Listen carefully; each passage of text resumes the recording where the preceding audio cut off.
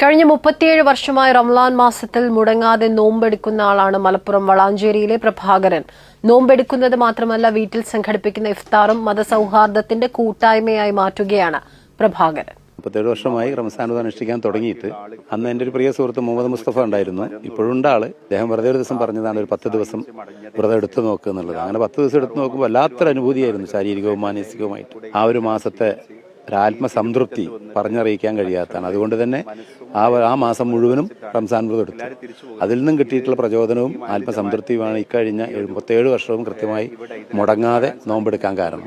വളാഞ്ചേരിയിലെ വീട്ടിൽ സംഘടിപ്പിച്ച ഇഫ്താറിൽ സിനിമാ സംവിധായകൻ ലാൽ ജോസ്, പാണക്കാട് മുനവറലി ശിഹാബ് തങ്ങളടക്കം സമൂഹത്തിന്റെ വിവിധ മേഖലകളിലെ നൂറുകണക്കിന് ആളുകൾ ജാതി മത ഭേദമില്ലാതെ പങ്കെടുത്തു. എല്ലാ റമദാൻ മാസത്തിലും നമ്മൾ കാത്തിരിക്കുന്ന ഒരു നോമ്പുറയാണ് പ്രഭാകരന്റെ നോമ്പുറ. അദ്ദേഹം വർഷങ്ങളായി മുടങ്ങാതെ അദ്ദേഹം കുടുംബവും നോമ്പനുഷ്ഠിക്കുന്നുണ്ട്. നോമ്പനുഷ്ഠിക്കുക മാത്രമല്ല, അദ്ദേഹത്തിൻ്റെ ആ സൗഹൃദ വലയത്തിലുള്ള എല്ലാവരെയും വിളിച്ചുകൂട്ടി ഒരു നോമ്പുതുറ സൽക്കാരവും ഇവിടെ സംഘടിപ്പിച്ച് നമുക്ക് തമ്മിലുള്ള ഒരു സൗഹൃദം ഊഷ്മളമാക്കുന്നതിന് വേണ്ടി അദ്ദേഹം നടത്തിക്കൊണ്ടിരിക്കുന്ന ഈ ഒരു ശ്രമം, അത് കേരളീയ പൊതുസമൂഹം വളരെ പ്രതീക്ഷയോടു കൂടിയും ഒരു പോസിറ്റീവായി കൊണ്ടാണ് കാണുന്നത്. നോമ്പെടുക്കലും ഇഫ്താറുമൊക്കെയായി